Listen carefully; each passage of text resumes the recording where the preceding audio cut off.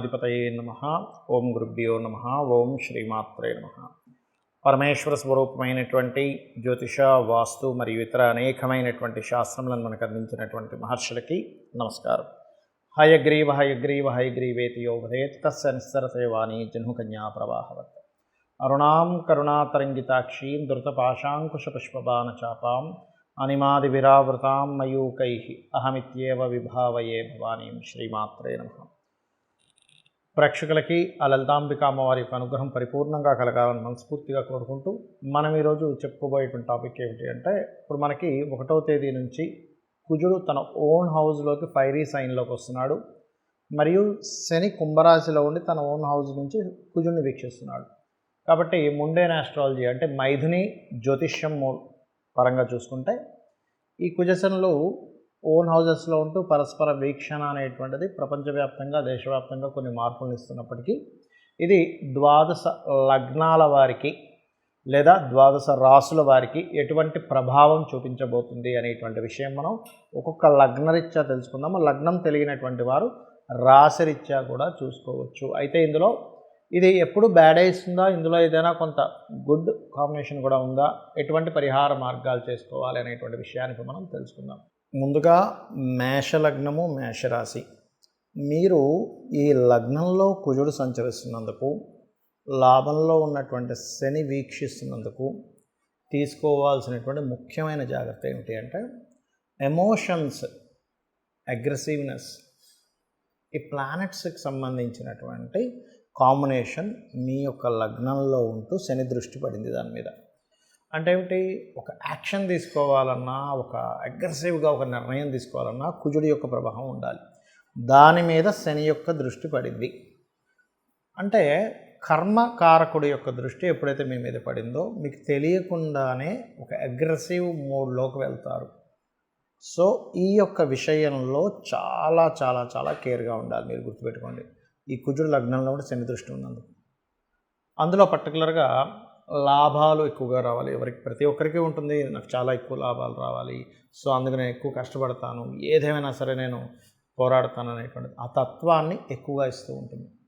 అయితే ఇందులో పర్టికులర్గా ఇది మరి ఒక మంచి కూడా ఇవ్వాలి కదా అంటే 100% మంచి కూడా ఇస్తుంది.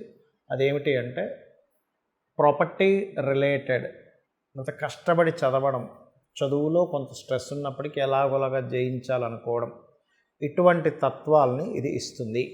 కాకపోతే మేషలగ్నం ఆర్ మేషరాశి వారు ఎవరైనా సరే గుర్తుపెట్టుకోండి, వారికి బీపీ ఉన్నట్లయితే, కొంతమంది చోట హెవీ బీపీ ఉంటుంది, వాళ్ళు మాత్రం 100% చాలా కూల్గా ఉండాలి. ఇట్ ఈస్ సేమ్ టైం వీలైనంత మటుకు శివుడికి అభిషేకం చేయడము, మెడిటేషన్ చేయడము, ఇటువంటివి ఖచ్చితంగా చేసుకోండి. అదేవిధంగా సర్వసాధారణంగా మేషలగ్నంలో జన్మించిన వారికి ఏమిటంటే, కుజుడు ఏమాత్రం స్పాయిల్ అయినా వాళ్ళ లగ్నంలో పర్టికులర్గా యాక్సిడెంట్ యోగాన్ని ఇస్తుంది. అలాంటిది కుజుడు ఓన్ హౌస్లో ఉన్నాడు, శని దృష్టి ఉంది కాబట్టి వాహనాల మీద స్పీడ్గా పొరపాటును కూడా వెళ్ళకండి. అయితే లాభంలో ఒక గ్రహం ఉండడం చాలా మంచిది, అందులో ఎటువంటి డౌట్ లేదు. అయితే ఆ లాభంలో ఉన్న గ్రహం ఆకస్మికంగా లాభాలు కూడా ఇస్తుందండి, అందులో ఎటువంటి డౌట్ లేదు. అలా నేను ఇప్పుడు మిమ్మల్ని వెళ్ళిపోయి అదేది మన ప్యాకాట్లనో లేకపోతే బెట్టింగ్స్ అనో అవి ఆడమని నేను చెప్పట్లే. మీ వ్యాపారంలో కనుక ప్లానెడ్గా కనుక జాగ్రత్తగా కనుక చేసుకోగలిగితే అది 100% యోగాన్ని ఇచ్చి తీరుతుంది, అందులో ఎటువంటి సందేహం లేదు.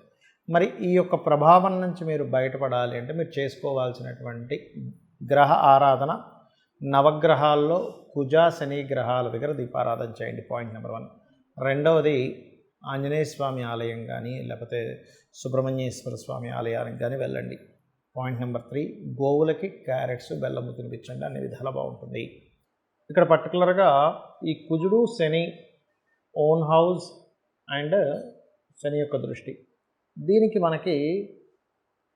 దీంతో పాటు మనకి ఈ సంవత్సరం క్రోధినామ సంవత్సరం అయింది. దీన్ని కరెక్ట్గా మనం అబ్జర్వ్ చేసినట్లయితే క్రోధినామ సంవత్సరం అయిన రోజు మనకి మంగళవారం అయింది.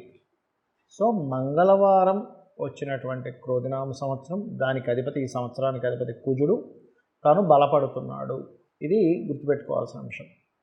ఏదైనా ఒక చూడండి మనకి కామన్గా బయట పాలిటిక్స్లో కానీ బిజినెస్లో కానీ ఏదైనా ఒక సెక్టార్ వాళ్ళు కనుక బాగా బలపడ్డారనుకోండి, వాళ్ళు ఏదైతే కొన్ని నియమాలు నిబంధనలు వాళ్ళైతే కొన్ని ఏవైతే పెట్టుకున్నారో క్లాజెస్ ఏవైతే ఉన్నాయో వాటిని ఇంప్లిమెంట్ చేసేటువంటి దాంట్లో వాళ్ళు ఎలా ఉంటారో, ఏదైనా ఒక గ్రహానికి కనుక ఆధిపత్యం వచ్చి ఆ సంవత్సరం ఆ పలానా గ్రహ సంబంధంగా ఏదైనా ఆధిపత్యం కనుక వచ్చినప్పుడు అది స్ట్రాంగ్ అయినప్పుడు దాని ఫలితాలు బలంగా ఇస్తుంది. కాబట్టి ఈ క్రోధినామ సంవత్సరంలో ప్రధానంగా ఈ కుజుడు 45 డేస్ ఎప్పుడైతే ఈ యొక్క మేషరాశిలో ఉంటాడో 1వ తేదీ నుంచి దాదాపుగా 45 టు సంథింగ్ 45 డేస్ దగ్గరలో ఉంటాడు. ఉన్నప్పుడు ఇది ఇచ్చే ఫలితాల్లో ముఖ్యంగా మనకి గొడవలు, గందరగోళ పరిస్థితులు ఎక్కువగా ఇస్తాడు ముండైన ఆస్ట్రాలజీ పరంగా. అంటే ఏంటి, ప్రపంచవ్యాప్తంగా యుద్ధ సంబంధమైనటువంటి పరిస్థితులు, అల్లర్లు, గొడవలు, ఆవేశాలు, వీటితో పాటు ప్రకృతిలో ఎటువంటి మార్పులను ఇస్తుంది ఇది అని చెప్పి చూసుకున్నట్లయితే ఒకటేసారి భౌగోళికంగా తీసుకుంటే ఒక దగ్గర చూస్తే విపరీతమైన ఎండలు. మనం గతంలో కూడా ఒక వీడియోలో చేసాం, 50 డిగ్రీలు దాటినా ఆశ్చర్యపోవాల్సిన పని లేదు అని. యాజ్ ఇట్ ఈజ్గా అలాగే జరిగింది. 50 డిగ్రీలు దాటింది కొన్ని ప్రదేశాల్లో, మన వీడియోలో చెప్పినట్టుగా. దాదాపు ఇది ఒక నెల రోజుల క్రితం చెప్పిన అంశం ఇది. సో 50 డిగ్రీస్ దాటినా ఆశ్చర్యపోవాల్సిన పని లేదని ఏదైతే అన్నామో, ఇప్పుడు చూస్తే జూన్ మాసం వచ్చేస్తుంది. సో జూన్ మాసంలో సర్వసాధారణంగా ఎండలు తగ్గి వర్షాలు పడాలి.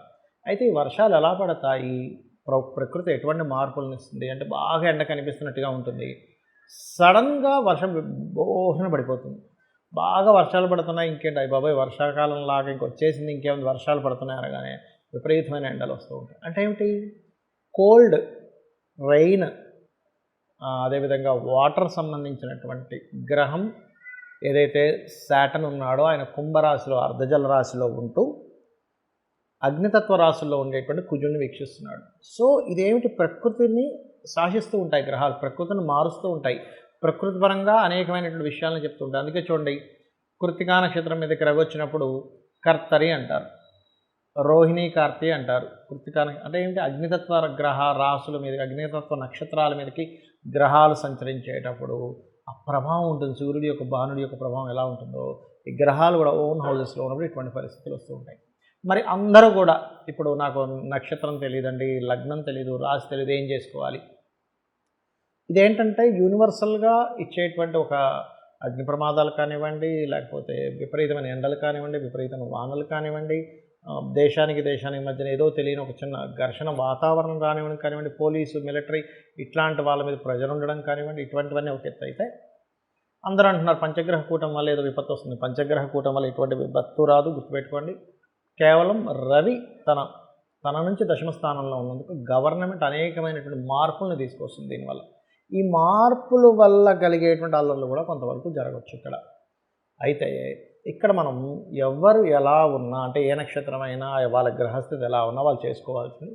మనకి లక్కీగా శనివారం నాడు ఆంజనేయ స్వామికి సంబంధించినటువంటి హనుమత్ జయంతి కూడా వస్తుంది.